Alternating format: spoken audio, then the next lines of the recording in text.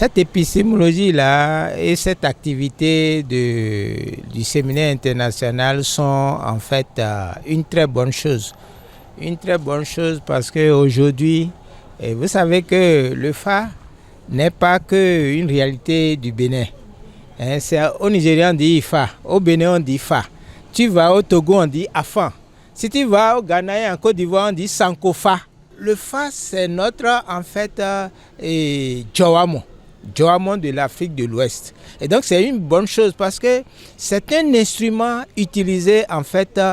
par les experts, l'ensemble des peuples de l'Afrique de l'Ouest. D'accord? Mais aussi, c'est une stratégie. En fait, Fa, c'est l'équivalent de la philosophie en Occident. C'est le Fa qui a donné un nom à toute chose avant que le monde n'existe. C'est nous les intellectuels qui nous interrogeons sur le Fa et qui voulons maintenant nous accorder. C'est pourquoi c'est un centre de l'université de Lagos qui est en contact avec le LAREFA du professeur Kakpo Maounion. Et donc les deux ont décidé d'initier ce séminaire. Et ce séminaire veut s'interroger donc sur les différentes utilisations du Fa. Nous sommes beaucoup de filles et oui, Fa si nous connaissons le bébé mais pas bah oui mide bon quand il nous connaît mais au canton cacao ou à former ton pour le filles bon nous manger nous mais nous y ni nous y jinimi bon nagole no blovo font les no blovo ça na imo a Fa na yin po le bébé nte we made be le kunpon we o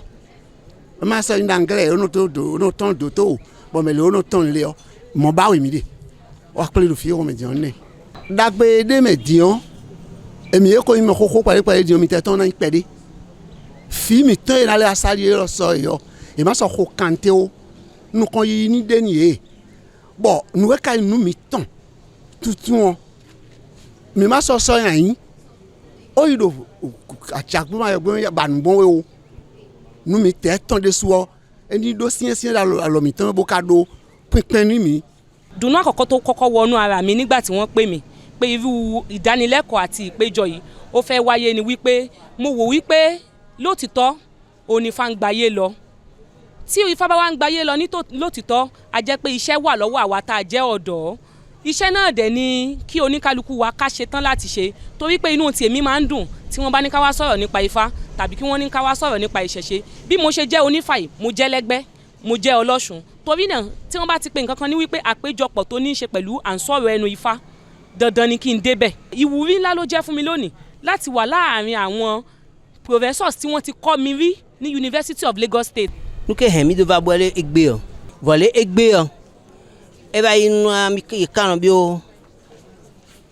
le bukono aja Ọ̀yọ́ kedagbele golfo ji keke won e da inu dopo le ayun bi o son ogbe soje ofu o ke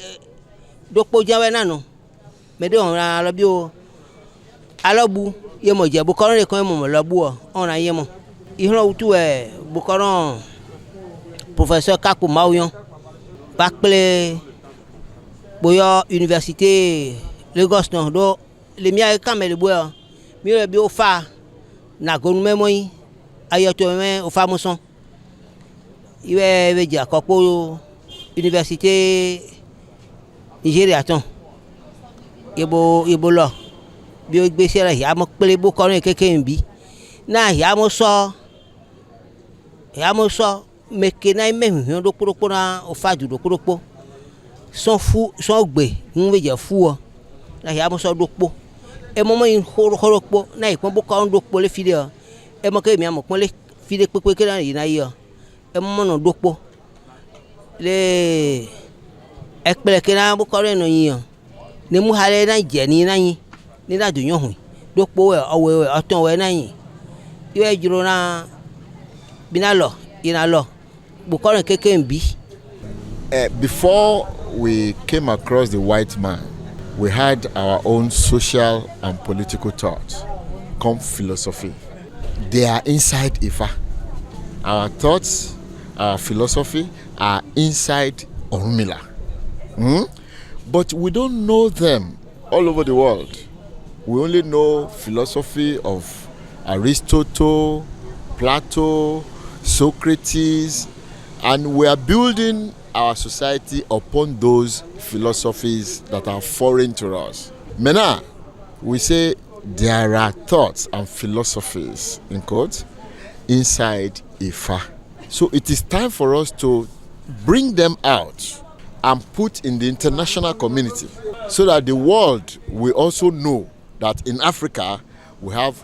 thoughts and philosophy that are inside the Ifa system. Nínú ètò yìí àbá wa libi lónìí ọ nwe ó fani pọ̀ gòjì ń rere nítorí kó sàn bọ́ ni torí kele bójá àwọn nwe jí ìṣẹ̀ṣe tí dàda wa ti ṣe kókókókó rí tí àwa bá lọ́wọ́ wọn bójá ní Ifá lónìí ọ ọwọ́ ya wà fún ṣe Ifá ọwọ́ pọ̀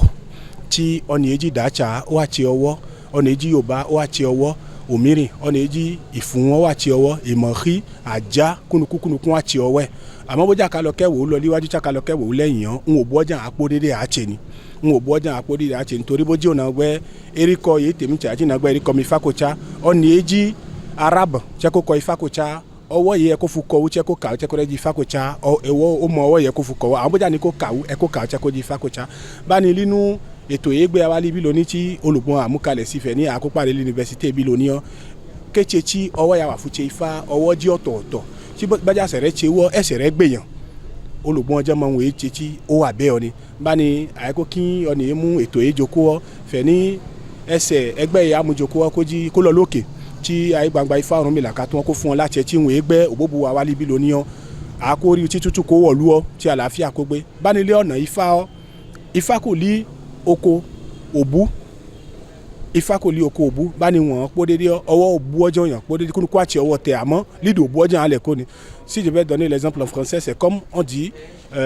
pour avoir 10 il faut faire 5 plus 5 pour avoir 10 je fais 3 plus 7 c'est 10 je fais 4 plus 6 c'est 10 je fais 3 et je fais 4 plus 6 c'est 10 donc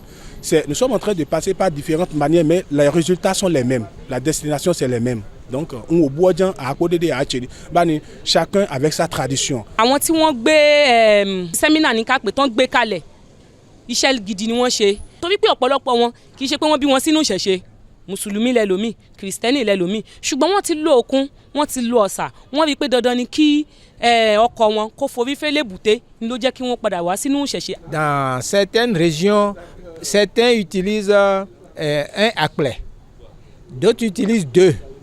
et certains autres utilisent 3. Bon, on veut comprendre pourquoi cette différence, d'accord? Et puis de l'autre côté aussi, actuellement a commencé un atelier qui veut comprendre si l'ordre des Fadou est le même pour en fait le Bénin et le Nigeria. Donc actuellement, vous avez les culturels Yoruba et puis vous avez Adjatado, d'accord? Donc qui en fait sont en atelier, d'accord, pour voir si l'ordre des 16 Dougan est le même. That we must continue to push African values, African thoughts, African philosophy. We must continue to push it into the global research arena so that when it gets to the whole world, okay, they will know that there are thoughts and systems from Africa